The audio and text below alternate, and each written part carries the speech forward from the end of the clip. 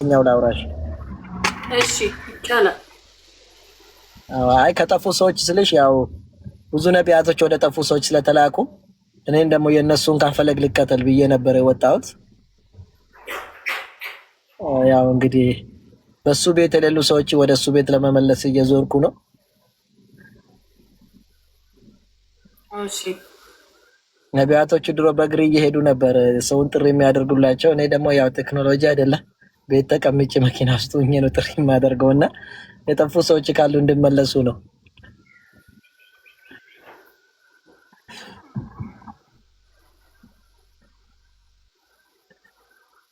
ከኔ ጋር ነሽ? እያዳመጥኩ ነው። አዎ። ስለዚህ ከዛ ቤት የጠፉት እነማን ናቸው ካልሽ ያው አንዱን አምላክ ወደ ሌላ አማልክት ስለሄዱ እነዛ ሌላ አማልክት የሚያመልኩ ሰዎች ከሱ እንድርቁና ወደ አንዱ አምላክ እንድመለሱ ነበር ጥሪ ማድረግላቸው። ያው ድንገት ከነሱ ኮሽ ጥሬን እንድትቀበይ ከዚህ ጥሪ አቀርብልሻለሁ። ከነሱ እንኳን አይደለሽም? አይ በጣም ደስ ይላል። ታዲያ ከነማን ነሽ አንቺ? ኦርቶዶክስ ነኝ። ኦርቶዶክስ ነሽ? አዎ ጥሩ ደስ ይላል። ያው በእርግጥ እኔ ኦርቶዶክስ ነበርኩኝ። እንዳጋጣሚውኝ ሰው ስፈልገኝ ተገኘው ከሰው መካከል። ከዛ እኔን ይዞ ስገቡኝ እኔ ተራይ ደግሞ ሰው መፈለግ ጀመርኩ። በርታ ጎበዝ፣ ደስ ይላል። አዎ። እና ኦርቶዶክስ ነሽ? እስቲ አንዴ ስበኪልን አንስማሽ። አይ እኔ ሰባኪ አይደለሁ። አንቺ መማሩ ይሻላል መሰለኝ። እኔ እውነት ሰባኪ አይደለሁ። እውነት አንቺም ጠፍተሻል። ሰባኪ ባትሆኝም የሰማሽን አሰማሽ ጠፍተሻል ይሉኛል ኮሜንት ላይ እያሉ ነው። አንቺም ጠፍተሻል እያሉ ተው ሌላ ነገር ውስጥ አትገቡ በማርያም ተውት ከስር ያላችሁት እንትን እንዳትሉ። ለማንኛውም ያው እኔ ድንገት ጠፉ ብዬ የማምነው አምላክን ትቶ ሌላ አምላክን የሚያመልኩ ናቸው። ለምሳሌ ሙሴ ጥሪ ሲያደርግ የነበረው ለእስራኤላውያን እስራኤላዊ ስማ እግዚአብሔር አምላካችን አንድ እግዚአብሔር ነው ሲል ነበር። ኢየሱስ ክርስቶስም እንደዛው ለእስራኤላውያን ሲጠይቁት አምላካችን አንድ አምላክ ነው ብሎ ጥሪ ሲያደርግላቸው ነበርና እና እነዚህ ነቢያቶች እንኳን አምላክ አለን አምላካችን ደግሞ እሱ አንድ ብቻ ነው ሲሉ ስለነበሩ ወደዛ አንዱ አምላክ አብረን ብንጓዝ ለማለት ነው። እንደው ጥያቄ ልጠይቅሽ ቅር ካላለሽ? አዎ፣ ግን ስለ ሃይማኖት ብዙም ባላወራ ደስ ይለኛል። ይቅርታ። አይ ከአንቺ ለመማር ነው። ሃይማኖት መንካት አልወድም፣ የኔንም እንድነካብኝ አልፈልግም። እኔ ስለ እውቀቱ እንትን ስለ ሃይማኖቴ እንዲነካ አልፈልግም። እሺ፣ እኔ እንድሰብክ ደግሞ ፍቀጂልኝ። የሰውን አነካም ግን አስተምራለሁኝ። መፍትክ እጃብኝ በስልክ ብትለሽም ባትለሽም ችግር የለውም። መስልሃ ነው። ለሰው ብትቀመጪ ምንም ችግር የለውም። አንቺ ደስ እንዳለሽ ምን መሰለኝ፣ ያው እንግዲህ ደስ እንዳለሽ። እሺ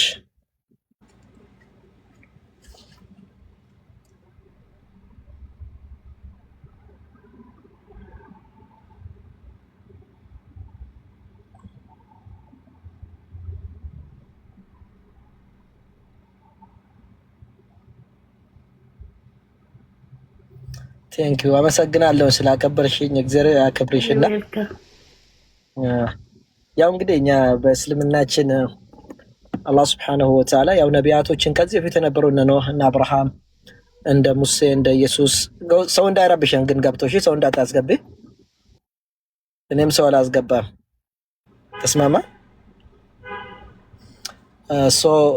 እነዛ ነቢያቶች ጥሪ ሲያደርጉ ነበርና በቁርአን ጥሪ ሲያደርጉ እናንተ ህዝቦች ሆይ እየደበደቧቸው እየገረፏቸው ከሀገር እያባረሯቸው ምን ይላሉ? ህዝቦች ሆይ ከአንዱ አምላክ ውጭ ሌላ አምላክ ከሌላችሁ ወይ ወደሱ ተመለሱ፣ እናንተ ወደሱ ከተመለሳችሁ እሱ ይቅር ይላችኋል ብሎ ጥሪ ሲያደርጉ ነበርና እነዛ ነቢያቶች ሲያደርጉ ነበሩም ለሙሐመድ ሰለላሁ ዐለይሂ ወሰለም የመጨረሻ ነብይ ሲመጡ ምንድነው አሉ? እናንተ ህዝቦች ሆይ ቁሉ ላ ኢላሃ ኢላላህ ቱፍሊሑን። ዋርኒንግ እየሰጠኝ ነው። አይ ዶንት ኖ ለምን እንደሆነ አላውቅም። ያ ጀማዓ ኮፒ ሊንክ አድርጉ። ዋርኒንግ ሰጥቶኛል። እጄን እንደዚህ ስለማደርግ አርጉላችሁ እጄን አላንቀሳቀስም ይለኛል። እና እናንተ ሰዎች ሆይ ላኢላሃ ኢላላህ በእውነት የምመለክ ከአላህ ውጭ ሌላ አምላክ የለም ብላችሁ መስክሩ። ቱፍሊሑን ማለት እናንተ ስኬታማ ትሆናላችሁ ብሎ ነው ሰዎችን ጥሪ ሲያደርጉ ነበር 13 ዓመት ሙሉ ማለት ነው።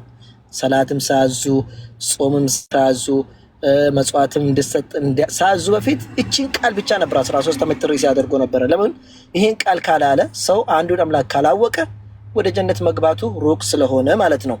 ስለዚህ ዋና ይሄ ነውና ቤዚኩ አላህን በብቸኝነት እንዲገዙ ጥሪ ሲያደርጉላቸው ነበርና አላህ ደግሞ ለነብዩ መሐመድ ሰለላሁ ዐለይሂ ወሰለም ሰዎችን ከዛ በኋላ ጥሪ እንዲያደርጉ ደግሞ የሰጣቸው ነገር አለ። እሱ ምንድነው?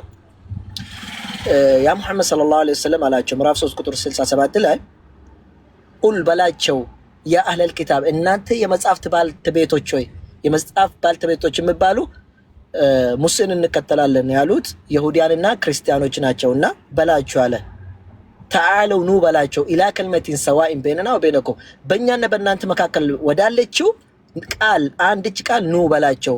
እሱ ምንድነው ከተባለ አችኛው አንዱ ቃል ምንድነው ተባለ አላ ነዕቡደ ኢላላህ ከአንዱ አላህ በስተቀር ሌላ እንዳናመልክ ወደዚች መካከል ነው። እኛም ከሱ ውጭ እናመልክም እናንተ መታመልኩና አንድ ላይ እንሁን አንድ እንሁን ኑ ብለ ጥሪ አድርግላቸው። ወላ የተኺዘ ባዕዱና ባዕዳን ከፊላችን ደግሞ ከፊላችን አርባባን አምላክ አድርገን እንዳንይዝ ሰውን አምላክ አድርጎ እንዳይዝ። ወላ የተኺዘ ባዕዱና ባዕዳን አርባባን ሚን ዱንላህ ከአላህ ውጭ ሰው አድርጎ እንዳያመልክ ቃልቻም ይሁን ምንም ይሁን ቀብርም ይሁን የፈለገ ነገራቶችን ሰው የተባለ ሁሉ እንዳናመልክ ኑ ወደ አንዱ ጌታ እንመለስ ብላችሁ ጥሪ አድርግ ያ መሐመድ ሰለላሁ ዐለይሂ ወሰለም አለው። ከዛ በኋላ አላህ ሱብሓነሁ ወተዓላ ቀጥታ ክርስቲያንና ይሁዲያኖች ጠርቶ እንዲህ ይላል ምዕራፍ 4 ቁጥር 171 ላይ ያ አህለል ኪታብ አለ እናንተ የመጽሐፍት ባልተቤቶች ሆይ ቀጥታ ማን በመሃል ሳያስገባ ጥሪ ወደ እነሱ አስተላለፈ። የራሱ ምን አለ? ላ ተግሉ ፊ ዲኒኩም እናንተ ክርስቲያንና ይሁዳኖች በእምነታችሁ ድንበር ትለፉ አለ። እንዴት ተደርጎ ነው ድንበር አለፉ ከተባለ እነዛ ይሁዳኖች ኢየሱስ ክርስቶስን ምንድነው የሚሉት? እሱ አባት የለውም ድቃላ ነው ብሎ ነው የሚያምኑት። እነማን ነው የሚሉ? ይሁዳኖች እንደዛ ብሎ ያምናሉ። ይሄ ኢየሱስ እኛ የምንጠብቀው አይደለም ግን የድቃላ ልጅ ነው ብሎ ይላሉ። ሙስሊሞች ደግሞ ክርስቲያኖች ደግሞ አይ እሱ እግዚአብሔር አምላክ ነው እንጂ ዲቃላ አይደለም ብሎ ያምናሉ። አላህ ደግሞ በዚህ መካከል ምላላችሁ እናንተ ዲቃላ አትበሉ ድንበር አትለፉ። እሱ ምንድነው ከተባለ በተአምር ከእናቱ በሁን የተገኘ ነው ወይ ደግሞ በይሁን ቃል የተገኘ የአላህ መልእክተኛ የተከበረ ነው። እናንተ እንዲህ ማለታችሁ ትክክል አይደለም ድንበር አልፋችኋል አላቸው። እነዚህ ጋር ደግሞ ክርስቲያኖች ጋር መጥቶ ኢነመል መሲሑ አላቸው። መሲሑ እብን መርየም የመርየም ልጅ አለ። የኔ ልጅ አላለም የመርየም ልጅ ከዛ ስለተወለደ ማለት ነው ምንድነው ረሱላህ የአላህ መልእክተኛ ነው። ከዛ የበለጠ ያለፈ እንትን የለውም ደረጃ የለውም። የተከበረ የተወደደ በአላህም በሰው ቦታ የተወደደ የአላህ መልእክተኛ ነውና ከዛ በኋላስ እንዴት ተገኘ ከተባለ ወከሊመቱሁ አልቃሃ ኢላ መርየም ይሁን ቃሉ የአላህ ይሁን ቃሉ ወደ መርየም ተጣለ። ምን እንዲሆን በዛ ቃል እንድገኝ እንድፈጠር አላህ Subhanahu Wa Ta'ala ወደዛ ጣለ ይላል። ወሩሁ ምንሁ ቃሉን ከጣለ በኋላ ደግሞ ሩህ ወይ ደግሞ ነፍስ ነው የምንለው ከአላህ Subhanahu Wa Ta'ala የሆነ ለምሳሌ እኔ ከአዳም ዘር ነኝና ከእናትና ከአባቴ ተገኘው እነሱ በባዮሎጂካል መንገድ የወለዱኝ አባትና እናት ተገናኝቶ ግን ነፍሴ ከየት ነው ከአላህ ነው ማለት ነው። ልክ ኢየሱስም ክርስቶስ በይሁን ቃል ሁን ብሎ ካዘዘ በኋላ ግን ነፍሱ ከየት ነው ከአላህ Subhanahu Wa Ta'ala ነው ተደረገለት ተሰጠው ብሎ ይለኛል። ከዛ ቀጥሎ ምን አለ? ወላ ተቁሉ ሰላሳ አለ አላህ ሶስተኛ ነው አትበሉ ወይ ደግሞ አሁን በእኛ በምናውቀው ቋንቋ አብ ወልድ መንፈስ ቅዱስ ከሶስቱ አንዱ አምላክ ነው አትበሉ። ሌላው ልጅ ነው አትበሉ። ሌላ ደግሞ መንፈስ ነው አትበሉ። አምላክ አንድ ብቻ ነው ተከልከሉ ይላል። ኢነመላህ ኢላሁ ዋሂድ አላህ አንድ አምላክ ብቻ ነው ሁለት ሶስት ወይ ደግሞ ሶስቱ አንድ አይደለም ብለህ ጥሪ ያደርግላችሁ አለ። ታዲያ ይሄን እሺ ብሎ የተቀበለ ሰው ምንድነው ከተባለ እኛ በሙስሊሞች ከነቢያቶች ተነስቶ ከአዳም ከኖህ ከአብርሃም ከሙሴ ከኢየሱስ ክርስቶስ ጀምሮ እስከ ዛሬ ይህን ጥሪ ተቀብሎ የሄደ ሰው ሙስሊም ይባላል። ሙስሊም ማለት ትርጉሙ የአላህ Subhanahu Wa Ta'ala ትእዛዝ መቀበል ማለት ነው። استسلام لله ነው። ቀልብሽና ስራሽን አካልሽን ለአላህ Subhanahu Wa Ta'ala መገዛት እስላም ይባላል። ለዛ ነው ነቢያቶች ሁሉ ሙሴ ወደ ጦራ እንትን ተራራ ወጥቶ ከእግዚአብሔር ጋር ለመነጋገር ወጥቶ ነበር። ያው አንቺም ታውቃለሽ መጽሐፍ ቅዱስ ቁርአንም ለምስላለ ከዛ ከሄደ በኋላ ቀጠሮ ያዘለት አላህ 30 ቀን ነበር 40 ቀን አደረገለት። ከአላህ Subhanahu Wa Ta'ala ጋር እየተነጋገረ እያለ ድምጽ መስማቴ ካልቀረማ አለው እንደው አንተ መመልከት ፈልጋለሁ ጌታዬ ብሎ ጠየቀው። አላህ ምን አለው? አይ ሙሴ እኔን ማየት አትችልም አለው። እኔን ማየት አትችልም ወላኪን انظر الى الجبل አለው። ነገር ግን ወደዛ ተራራ ተመልከት አለው። فإن استقر مكانه ያ ተራራ በቦታ ላይ ከረጋ فسوف تراني ከዛ ታየኛለህ። ያ ተራራ ቦታ ላይ ረግቶ አንተ ስታይ ምቆይ ከሆነ ታየኛለህ። ስለዚህ ወደዛ ተመልከት አለው። ልክ ሙሴ ወደዛ ተራራ ዙሮ ለመመልከት ስል ተራራው ተንኮትክቶ ከዛ ጠፋ። አላህ መለኮቱን እዛ ላይ ሲያበራ ማለት ነው። ከዛ ሙሴ ምን አለ? ራሱን ስተወደቀ ስነቃ ምን አለ? فلما افاق قال اني تبت አለ። በቃ እኔ ወደ ጌታ ተመልሻለሁ ይቅርታ ብያለሁ አለ። አንተም አለ ማለት ትክክል አልነበርኩም መለኮት ስለማይታይ አምላክ ስለማይታይ። ከዛ በኋላ እኔ የመጀመሪያ አማኝ ነኝ አለ። የመጀመሪያ አማኝ ነኝ ስልኮ ከዚህ በፊት ኑህና አብርሃም እኮ አማኝ ነበሩ፣ ግን ከህዝቦቹ መጀመሪያ አምላክ እንደማይታይ ማመን እኔ ነው አለ።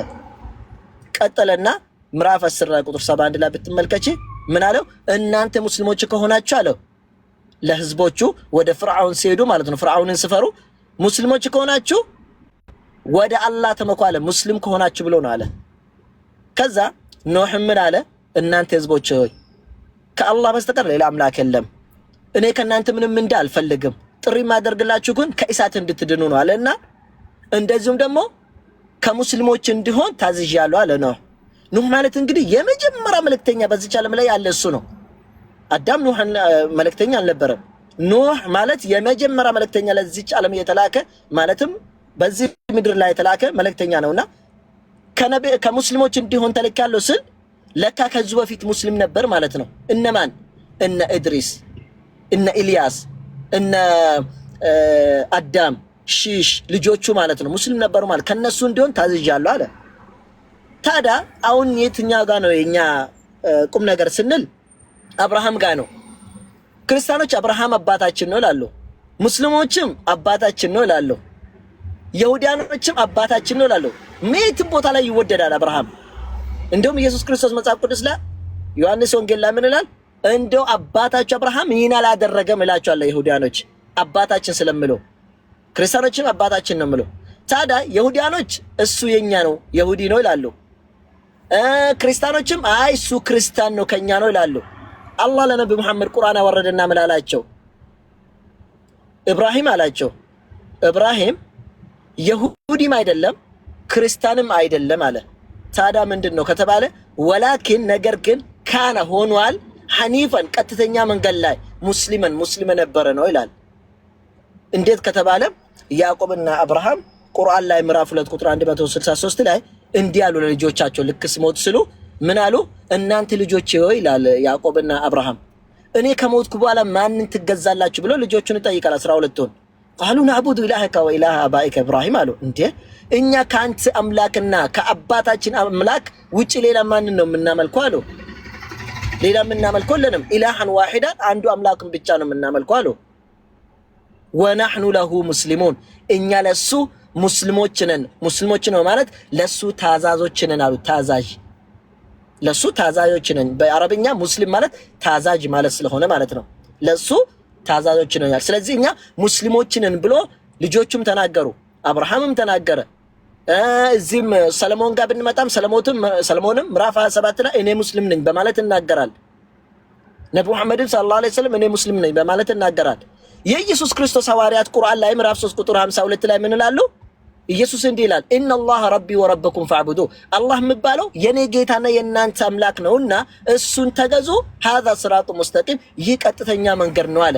ከዛ በኋላ ኢየሱስ ከተማሪዎቹ ከሐዋርያቶቹ ጠረጠራቸው ምን አለ ፈለማ አሐሰ ዒሳ منهم الكفر قال من انصار الى الله እነሱን በጠረጠረ ጊዜ ኢየሱስ ክርስቶስ ዒሳ ይላል እናንተ እቺን እምነትን ማን ነው እንትን የሚያደርጉ አለ ቱምሰጎዳቹ አፋን ኦሮሞ አይዶን ነው ማን ነው አንሳሪ ማለት ቱምሰጎዳ አይዶን ነው በአማርኛ አላውቅም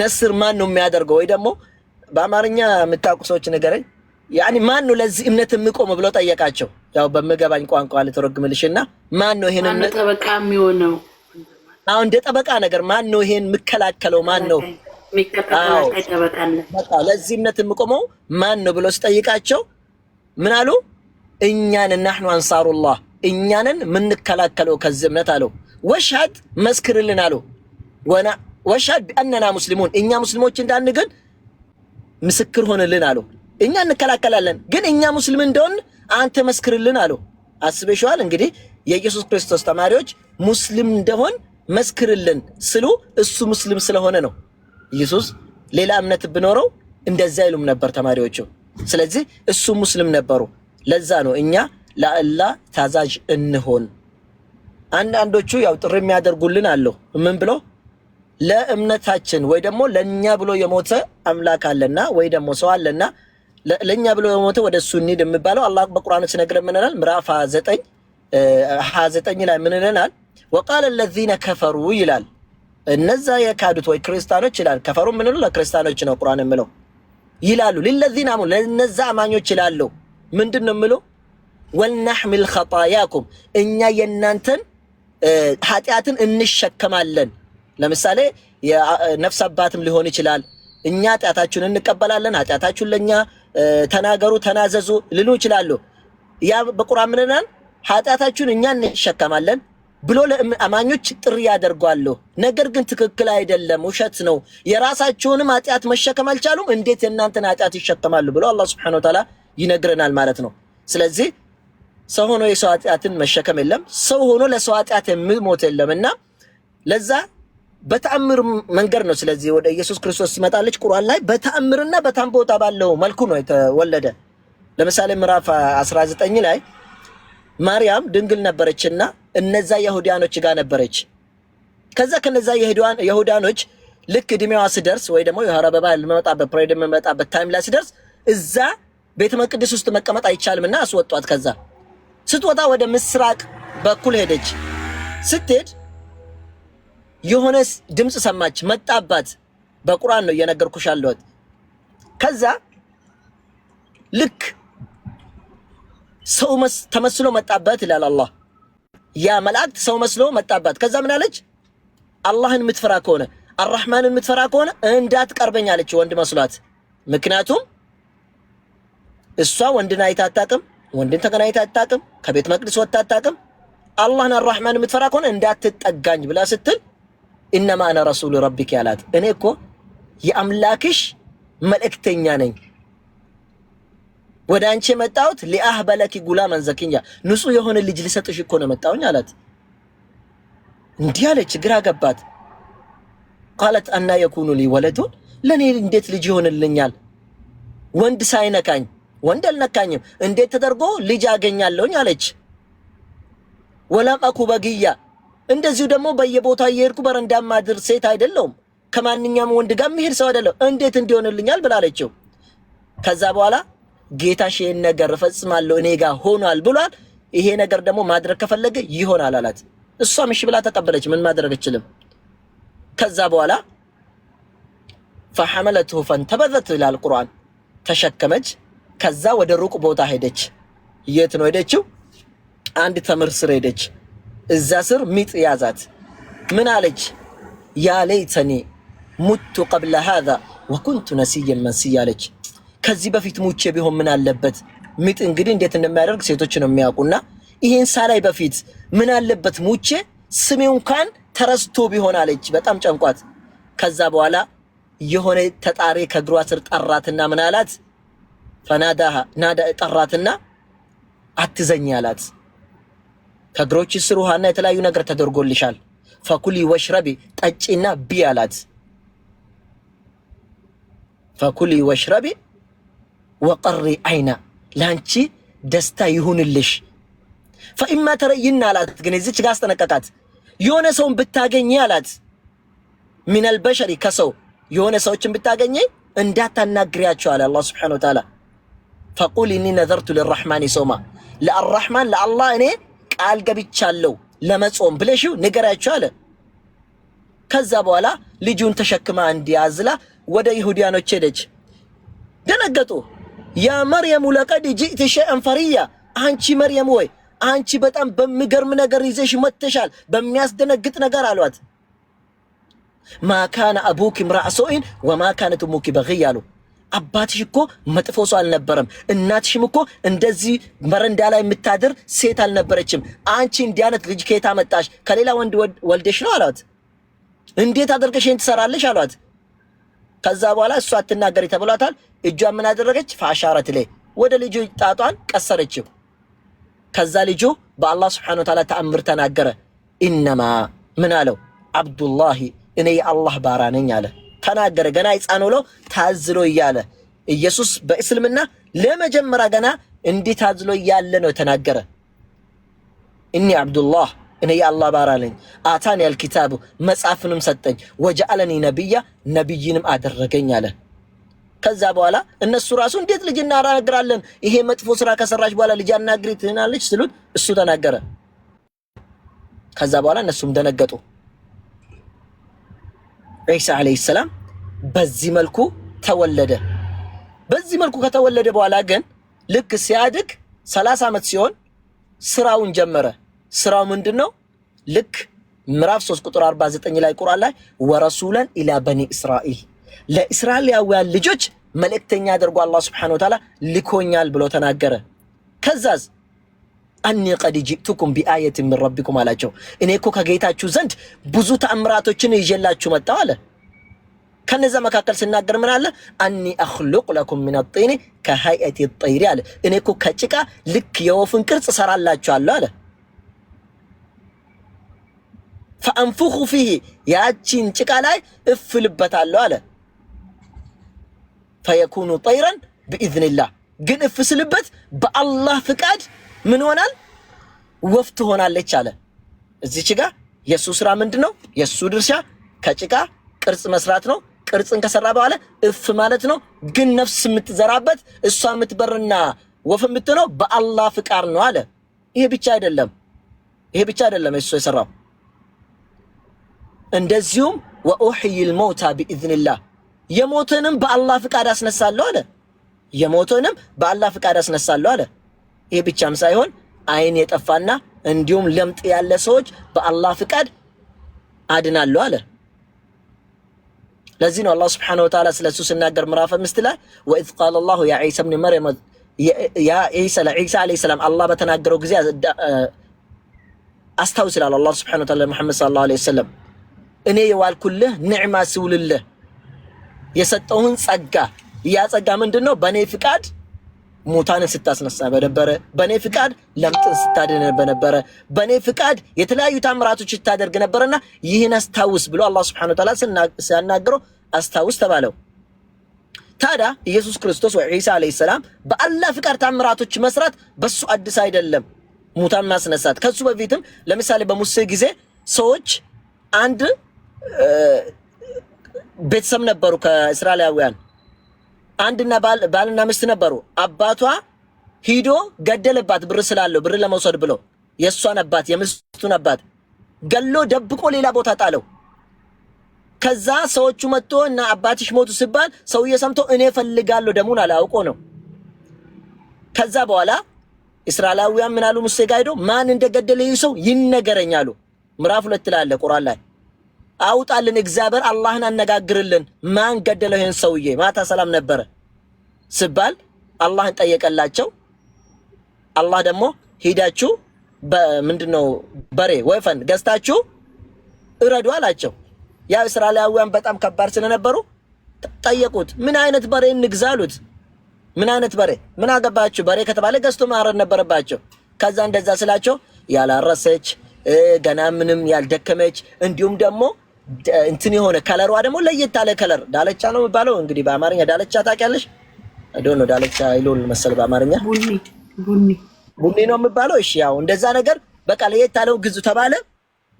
ከዛ እምገርምሽ ይህን መልክ ያለው በሬ ደግሞ አንድ ምስኪን ልጅ ሴት ነበረች። እምገርምሽ ያቺ ምስኪን በዚህ አላህ Subhanahu Wa Ta'ala እንግዲህ ላሳልፍላት መሰለኝና ሂዶ በውድ ብር ገዙባት። እሷ መብታም ሆነች በዛው።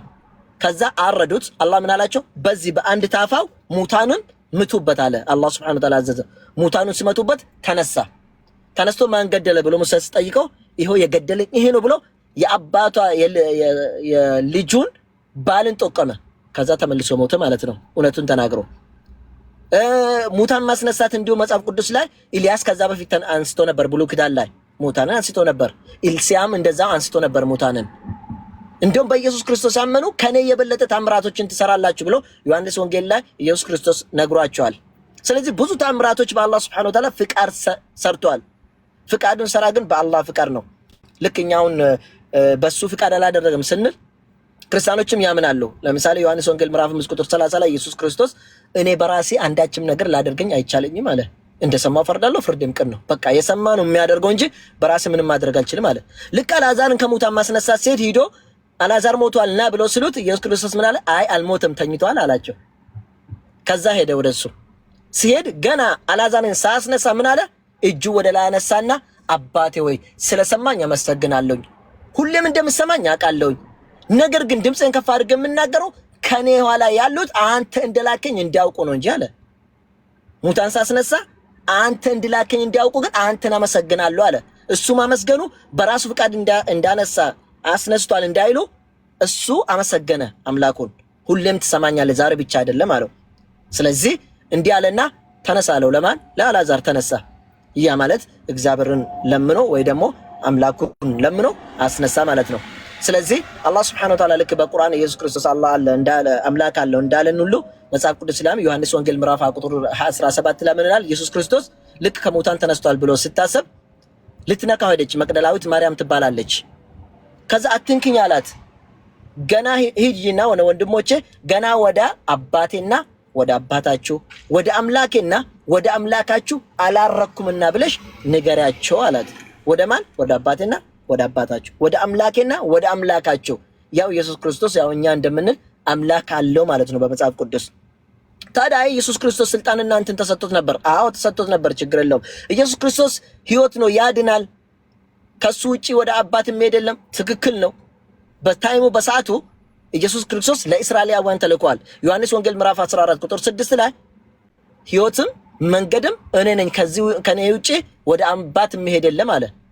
እኛ ሙስሊሞች በዚህ ላይ ቅሬታ የለንም። ኢየሱስ ክርስቶስ እውነት ነኝ አለ። አዎ እውነትን ይዞ ለእስራኤላውያን ሰዎች ስነግራቸው ነበር። ራሱ ነግሮናል። ዮሐንስ ወንጌል ምዕራፍ 8 ቁጥር 40 ላይ ምን አለ? እኔ ከአምላክ ይዤ የመጣሁላችሁን እውነተኛን መልእክት ልትገሉን ትፈልጋላችሁ አለ። ከአምላክ ምን ይዤ መጣሁ? እውነትን ይዤ መጣሁ። ሰው ልትገሉን ትፈልጋላችሁ አለ። አባታችሁ አብርሃም እንኳን ይሄን አላደረገም አለ ኢየሱስ ክርስቶስ። አዎ ኢየሱስ ክርስቶስ እውነት ነው፣ ውሸት ተናግሮ አያውቅም። እውነት ነው ሲባል እውነት ነው፣ እውነት ይዞ ስለሚመጣ ነው የምለው። ግን አንዱን ብቻ አምላክ አይደለም። ለዚህ መስረጃ ዮሐንስ ወንጌል ምዕራፍ 17 ቁጥር 3 ላይ ኢየሱስ ክርስቶስ ምን ይላል? እውነተኛ የሆንከውን አምላክ የላከውንም ኢየሱስ ክርስቶስ ያውቁ ዘንድ ይህች የዘላለም ሕይወት ናት አለ። ምን የሆንከው? እውነተኛ አምላክ የሆንከውን ብቻ አለው ኢየሱስ ክርስቶስ። አንድ የሆንከው እውነተኛ አምላክ ብቻ የሆንከውን ኢየሱስ ክርስቶስንም እኔንም ማለት ነው የላከውን ማውቃቸው የዘላለም ሕይወት ናቸው አለ። እኔ ይሄ ህዝብ ፊት መሰክራለሁ አሽሀዱ አን ላ ኢላሀ ኢለላህ ወአነ ዒሳ አብዱላሂ ወረሱሉሁ። እኔ አንዱ አምላክ እውነተኛ አለ፣ ኢየሱስ ክርስቶስም አምላክ የላከው መልእክተኛ ነው ብዬ አምናለሁ ማለት ነው።